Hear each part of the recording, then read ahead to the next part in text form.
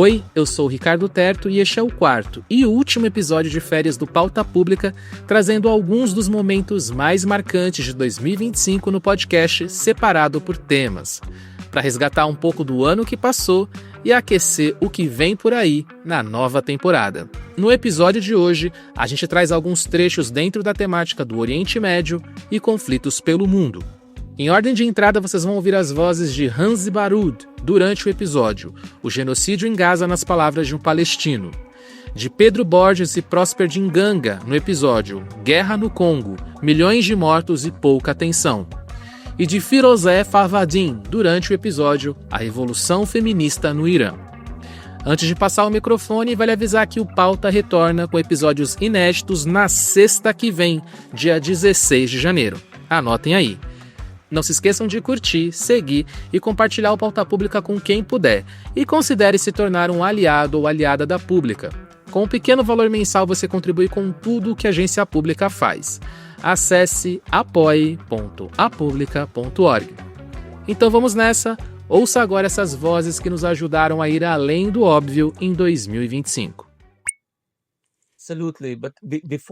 Deixe-me dizer algo bem rápido sobre essa dicotomia entre ser um intelectual, um escritor, um jornalista e a história que você relata. Agora, tenho certeza de que muitas pessoas podem se identificar com isso. Quando você é alguém que supostamente é objetivo e está relatando uma situação que aconteceu na sua própria comunidade. Isso cria, não exatamente um dilema, mas te puxa emocionalmente para dentro da história, se preferir. No meio acadêmico chamamos isso de posicionalidade, em que se fala a partir de uma posição não só de narrador, mas também de ator na história. Mas nem nos meus sonhos mais loucos esperava que a minha posição nessa história chegasse ao ponto da minha família estar ativamente envolvida como vítima de um genocídio. Agora, Israel tem feito coisas terríveis aos palestinos muito antes do estabelecimento de Israel ou do estabelecimento oficial de Israel sobre as ruínas da pátria histórica palestina em 1948. Chamamos esse processo de Nakba, ou a Grande Catástrofe.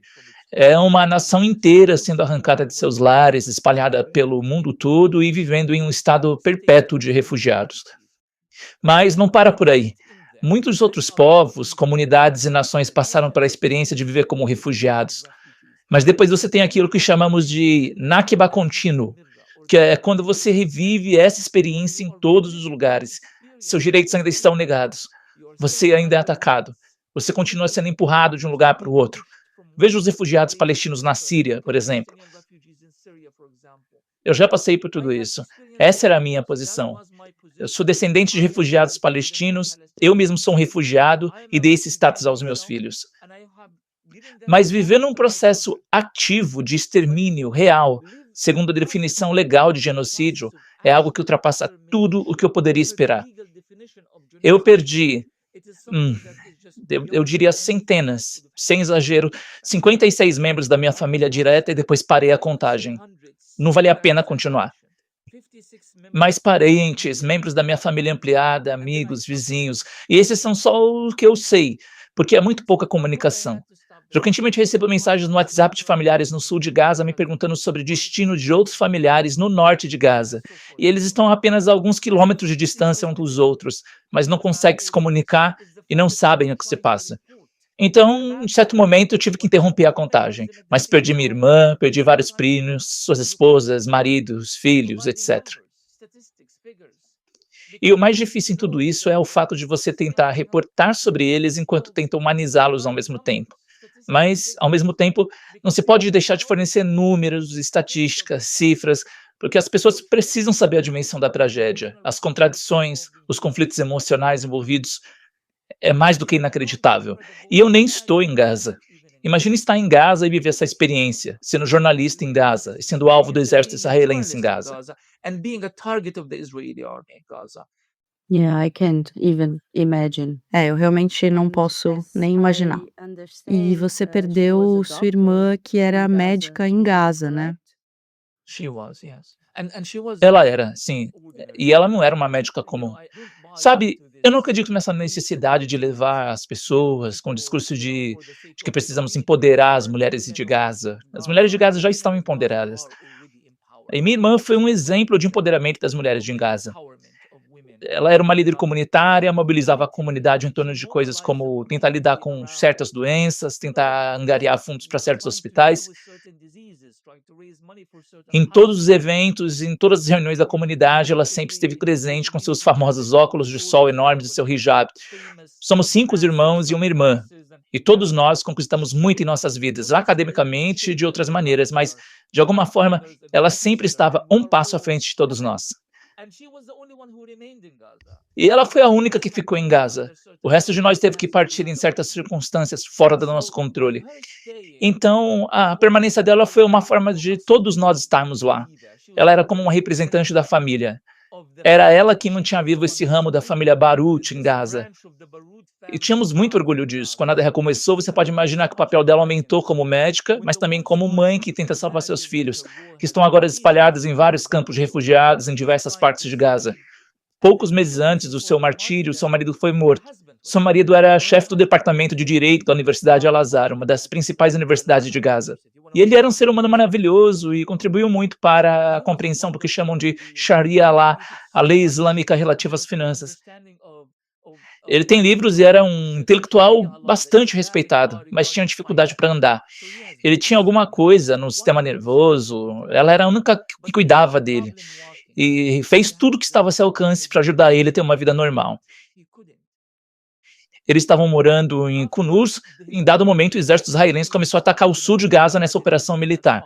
Ele se recusou a escapar. Ele não conseguiu.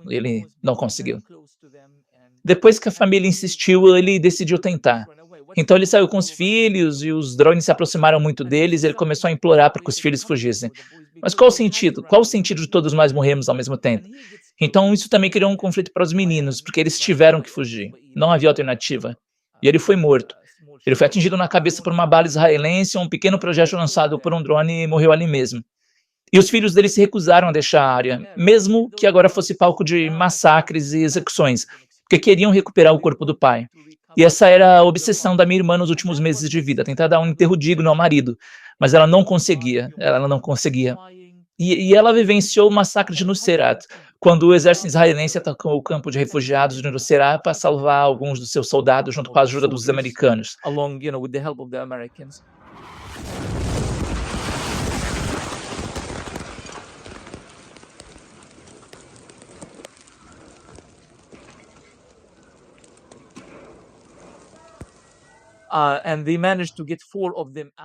E eles conseguiram resgatar 4 deles, mas à custa da morte de 271 palestinos e de ferimentos em outros 800.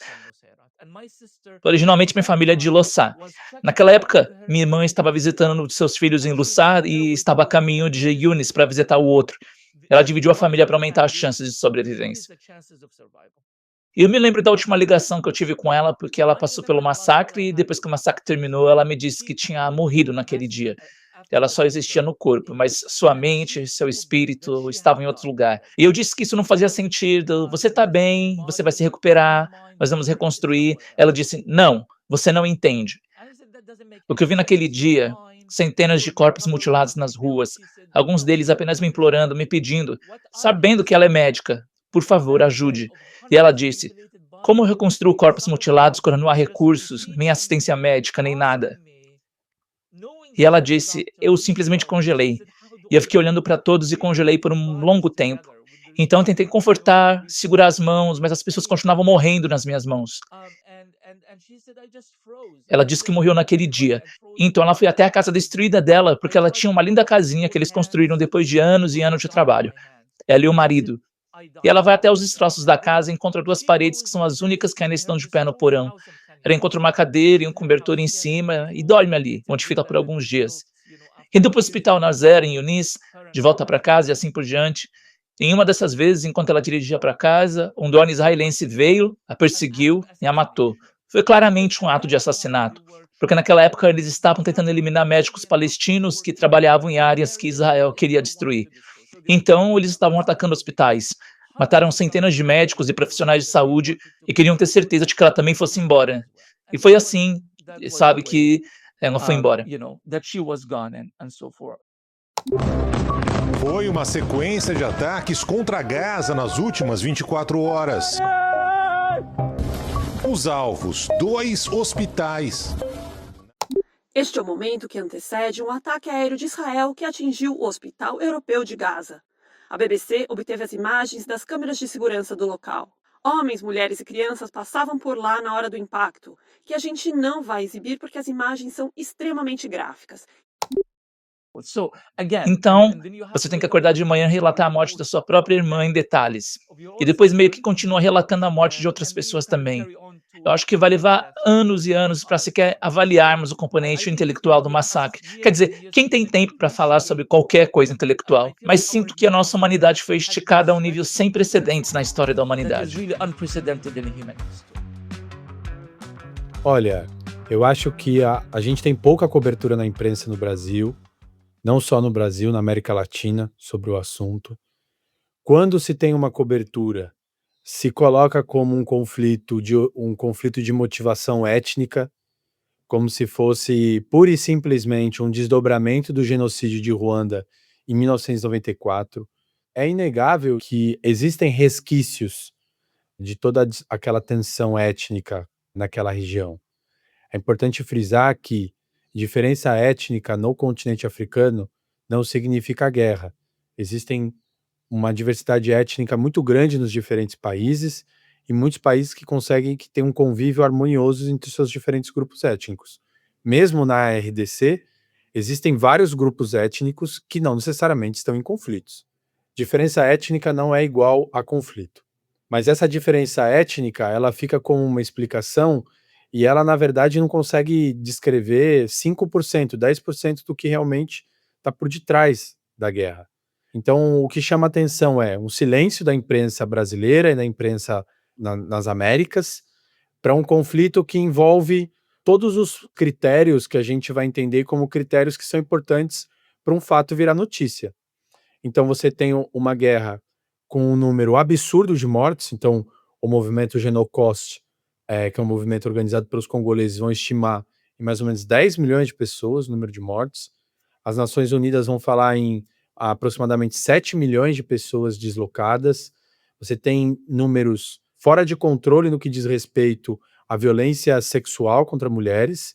Você tem ali uma disputa flagrante entre as duas principais potências econômicas do mundo. China e Estados Unidos estão se degladiando pelos minerais congoleses. Então ela tem todas as características de um conflito que deveria ser coberto pela imprensa. Quando ele não é coberto, mesmo diante a sua violência, o seu contexto político, a gente precisa encontrar alguma resposta. Qual outra resposta a gente pode dar para uma não cobertura dessa? É de que realmente algumas vidas importam mais do que outras, né? Então, eu acho que é importante que se tenha cobertura, para que se tenha pressão da sociedade, para que no final das contas, inclusive, a sociedade de uma maneira geral brasileira e também o governo brasileiro se posicionem com relação a isso. O presidente da República, o presidente Lula, ele tem se colocado como uma das vozes mais importantes no que diz respeito ao genocídio palestino. O presidente brasileiro participa de conversas com o presidente russo e faz parte das discussões, inclusive, por parte do presidente ucraniano. Por que o presidente brasileiro e por que uma representação tão importante do BRICS, que tem se colocado como uma voz do Sul global, não está de olho nos conflitos do Sul global? Então, eu acho que é importante que a gente faça essa provocação para a imprensa, mas para a sociedade brasileira de maneira geral. Não, eu acho que o Pedro trouxe muitas questões mais importantes dos nossos movimentos como diásporas, né? Que não somente estamos sendo uma voz, né, para poder visibilizar esse conflito, mas também a gente está trabalhando de forma ativa, né? Por exemplo, o Pedro falou do movimento Genocost. Esse movimento amplificou muito a questão da visibilidade através das redes sociais desse genocídio que acontece na RDC. Então, é uma ausência, e nós, como mulheres, muitas vezes nós questionamos muito isso, né? Será que nossa vida não importa mais? Não importa, né? Ver como que, por exemplo, o Pedro falou muito bem disso, uma das estratégias desse conflito é usar o corpo da mulher, né? Então, o corpo da mulher é um campo, é um território de conflito, né?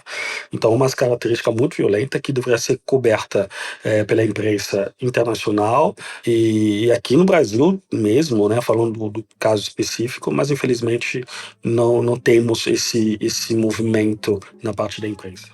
Ao longo de todos esses anos, nós percebemos que se a gente não se levantar ou levantar vozes, né, para poder gritar ao mundo de fato, para poder atuar, e principalmente falando da diáspora congolesa, que é bastante ativa, né, muito ativa no mundo lá fora, Brasil lá fora, isso acabou impactando também o governo local, né? Hoje, por exemplo, nós temos um grande avanço que o governo reconheceu o dia 2 de agosto, que é o dia que a gente lembra das vidas congolesas perdidas, né? Então, esse trabalho é um trabalho que é feito pela diáspora e que tenta sair desse silêncio.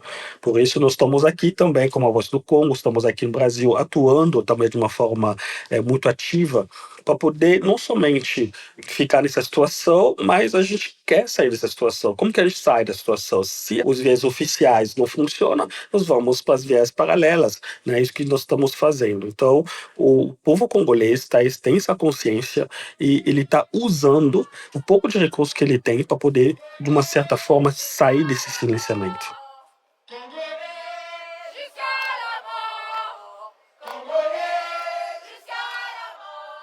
Para exemplificar esse incômodo dos congoleses sobre o silenciamento, é importante recordar o que aconteceu no dia 27 de janeiro, que é o dia da tomada do M23 da cidade de Goma. A capital Kinshasa, ela é tomada por uma série de manifestações. E essas manifestações, na principal avenida, que é o Boulevard 31, que é uma memória ao processo de independência do país, é marcado por ataque às embaixadas dos países chamados países ocidentais. Protestos na capital Kinshasa destruíram sedes de embaixadas de países como França e também Ruanda. Os manifestantes estão querendo mais proteção contra as ações do grupo M23, que é um dos mais de 100 grupos armados que existem no país. Eles tomaram Goma, que é a segunda maior cidade do Congo. E ela é um ataque no sentido de vocês não fizeram nada com relação a esse ataque, a essa tomada. Então existe uma revolta muito grande por parte dos congoleses com relação a isso. Acho que é um sentimento de abandono por parte, vamos dizer assim, da comunidade internacional. E eu acho que os impactos com relação a isso são enormes. Quando a gente vai acompanhar, por exemplo, processos de negociação, a gente vai ver que o governo do Congo fica muito sozinho para negociar. Vou fazer um paralelo. A gente está vendo os processos de negociação na Ucrânia. O Zelensky, quando tem que negociar com o Trump, como é que o Zelensky consegue força para negociar com o Trump ou para pressionar o Putin? Quando os outros países europeus vêm junto. Então, quando ele tem o apoio da França, do Macron, do presidente da Grã-Bretanha, primeiro-ministros, presidentes dos outros países europeus, os europeus vêm e colocam assim: a gente não vai aceitar determinados termos, a gente quer garantias. Então, os demais países europeus colocam garantias. A comunidade internacional, ela poderia, por exemplo, pressionar para que garantias de soberania territorial fossem colocadas para o Congo e de, por exemplo, um desarmamento desses grupos armados e de um boicote, por exemplo, a Ruanda e a Uganda, mas não só os dois países, a toda uma cadeia internacional que está ligada. Existem denúncias que foram feitas pelo governo congolês, que, por exemplo, direcionam a utilização dos minerais congoleses por parte de uma série de grandes empresas de tecnologia. Mesmo que seja negado por essas empresas, mas, por exemplo, no começo do ano, o governo congolês acusou a Apple de se utilizar de uma maneira ilegal, vamos dizer assim, dos minérios congoleses. A Apple nega essas acusações. Mas só para dizer como existe uma cadeia, de um lado, que se aproveita dessa situação do Congo, e do outro lado não existe uma cadeia de suporte ao Congo. Até existem, obviamente, experiências, por exemplo, o próprio governo de Angola, muitas vezes, apoia o Congo em alguns aspectos, em alguns pontos, mas você, por exemplo, não vê um apoio grande da comunidade internacional. E aí é onde eu digo que eu acho que o Brasil, por exemplo, poderia ser um parceiro do Congo nesse momento. O presidente brasileiro hoje, ele é um presidente que não é só pelo ser o presidente do Brasil e o Brasil ser um ator internacional hoje por conta do BRICS, mas é pelo fato de ser o Lula. O Lula é uma voz reconhecida e conhecida internacionalmente. No Congo, assim que eu cheguei e eu fui peguei o carro para ir do aeroporto até o hotel, o motorista perguntou para mim: e o presidente Lula da Silva, como está? Então, o presidente brasileiro, ele é conhecido. Uma posição do governo brasileiro, uma posição do presidente brasileiro poderia ser um apoio importante ao governo congolês nesse momento de negociações. Porque se o Congo for negociar sozinho contra toda essa cadeia que está armada, o Congo vai sempre sair prejudicado, né? Então, acho que é importante que a gente tenha uma mobilização, uma pressão da sociedade brasileira, sociedade civil, para que o governo brasileiro tome uma postura diferente do que tem tomado.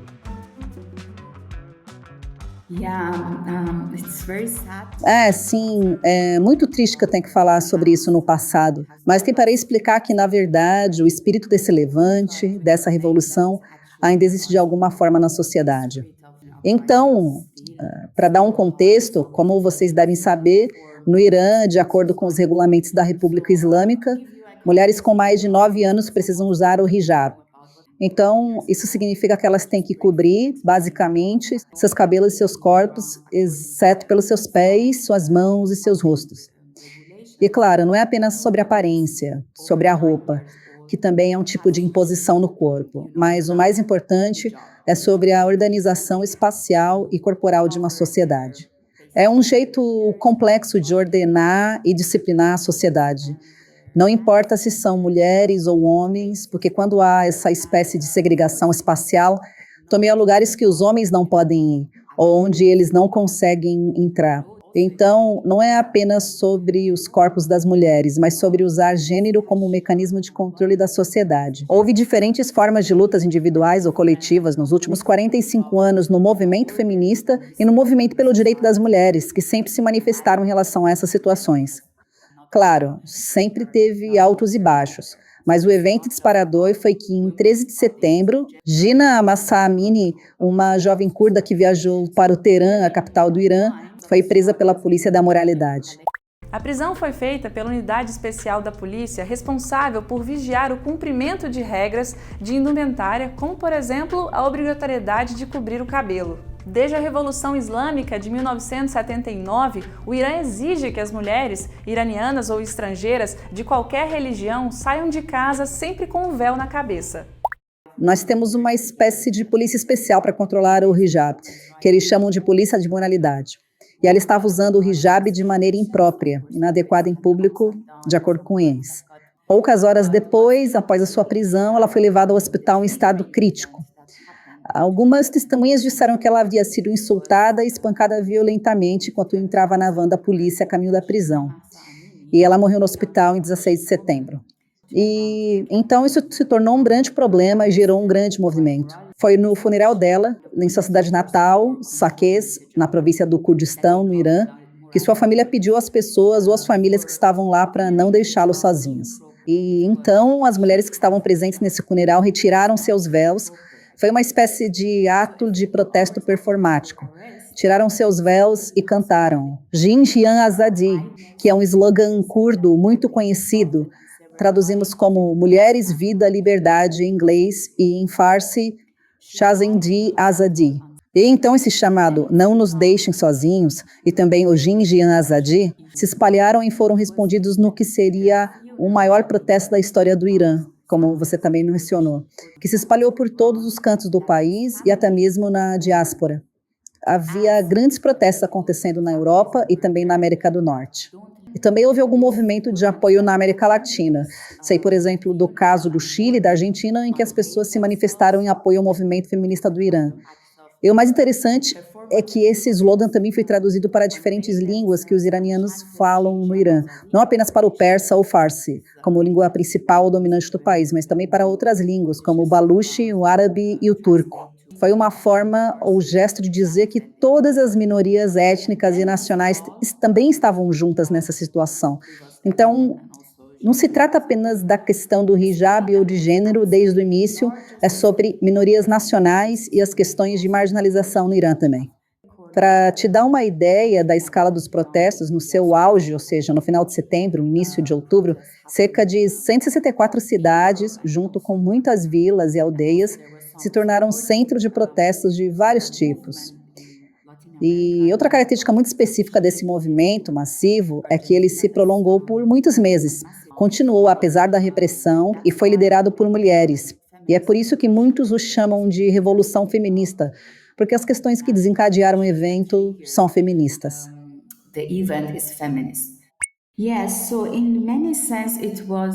Sim, em muitos sentidos foi uma ruptura, e por isso que eu também a chamo de revolução. Talvez, no sentido clássico de revolução, seja necessária algum tipo de mudança de regime ou transferência de poder para outro grupo de pessoas, e isso nunca aconteceu. Então, nessa compreensão clássica de revolução, não foi. E às vezes eu uso intencionalmente revolução para afirmar esse tipo de vontade e desejo de mudança radical. Ou às vezes podemos dizer que o corpo é algo em formação. Mas o que está claro, isso tornou esse movimento em revolução, na minha opinião, é que, em primeiro lugar, as pessoas, pela primeira vez após a Revolução de 1979, chamam esse episódio de revolução. Eles têm essa memória coletiva do passado, do que poderia ser uma revolução, e houve muitas coisas grandiosas, protestos nacionais acontecendo no Irã, mas nenhuma delas foi chamada de revolução pelas pessoas. E é isso que considero importante mencionar. As pessoas chamam isso de revolução. Não cabe a mim, como acadêmica, chamá-la de revolução ou não. Mas no sentido de entender o que isso significa, acho que devemos também saber que tipo de ruptura ela realmente trouxe até agora. E é possível traçar as enormes mudanças que essa revolução impulsiona na vida cotidiana das pessoas, especialmente das mulheres. Existem muitas histórias que explicam que, quando as pessoas saíram para rejeitar a autoridade do regime, aprenderam umas com as outras a também rejeitar outra forma de autoridade. Existem muitas mulheres que saíram dos seus casamentos forçados. Elas deixaram de aceitar as normas de gênero e se assumiram abertamente como queer, como trans. Essas coisas na nossa sociedade ou no Irã não eram aceitáveis. Portanto, o nível de conscientização sobre dinâmicas de gênero específicas e desigualdade de gênero no Irã é enormemente diferente do período anterior à Revolução Jinnah. Mas é claro que não quero só idealizar o que está acontecendo. Havia a principal oposição organizada ao regime fora do Irã por causa de muitos anos de repressão, e todos esses tipos de pessoas que realmente resistem no Irã estão na prisão ou são forçadas a não realizar nenhuma atividade política. Mas há uma continuação do espírito da Revolução de Jinnah que, na minha opinião, ainda se mantém. Essa é a minha esperança. E, na verdade, por isso chamam a Revolução de Jinnah e o momento de revolução feminista, não apenas porque as precursoras eram mulheres, ou a questão era sobre o hijab obrigatório, ou por causa das formas figurativas ou performáticas com que as pessoas protestam. Tudo isso é muito importante, mas mais importante ainda, eu diria que é o cerne e a marca registrada desta revolução e deste impulso que aconteceu entre 160 cidades sem liderança, que é a política do cuidado. Uma forma de solidariedade que começou com a aceitação das diferenças dos outros e da dor e do sofrimento dos outros, mas tenta encontrar um campo baseado no comum, baseado na sobrevivência, para mobilizar emoções. Mobilizar esse tipo de cuidado uns com os outros para ir além das condições em que estamos presos. E essas são as coisas que eu diria que, em tempos de revolução e impulso, o impulso da Revolução de Jinnah torna isso possível. Esse grande protesto acontecendo e essa iniciativa de assistência que cresceu rapidamente nos últimos 10 anos no Irã.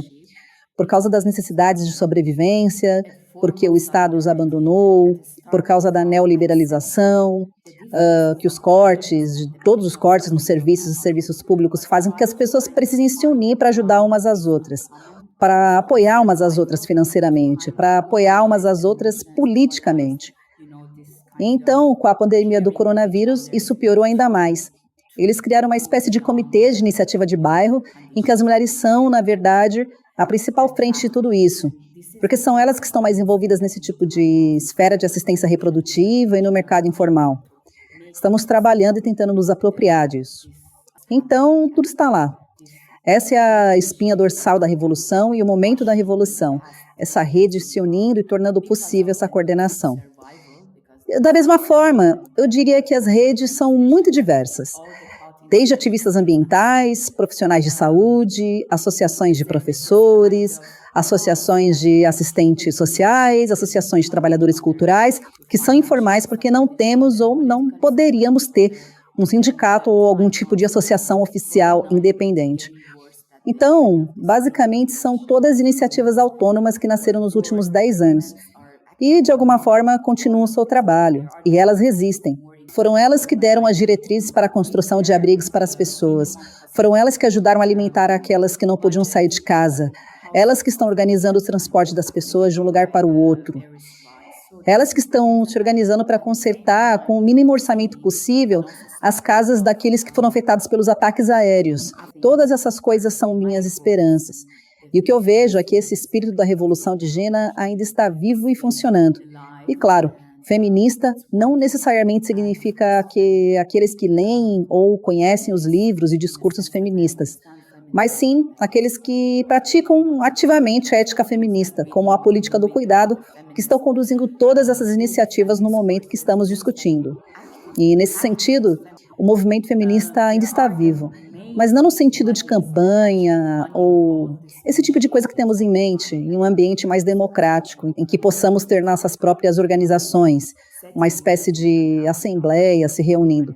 Isso não é possível no Irã, mas no sentido de que tudo isso está vivo dessas maneiras que tentei explicar.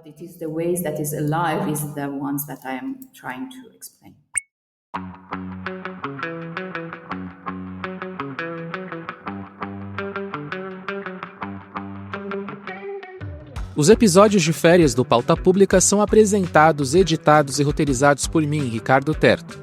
A produção é da Estela Diogo, com o apoio de Rafaela de Oliveira. A identidade visual é de Tainá Gonçalves. A coordenação de podcasts é por conta da Sofia Amaral. A coordenação das redes sociais é da Lorena Morgana e os teasers de chamadas são da Etienne Karen. O site é do Guilherme Silva e da Rafaela Ribeiro. A trilha sonora é do Epidemic Sound. O Pauta Pública é uma produção da Agência Pública de Jornalismo Investigativo.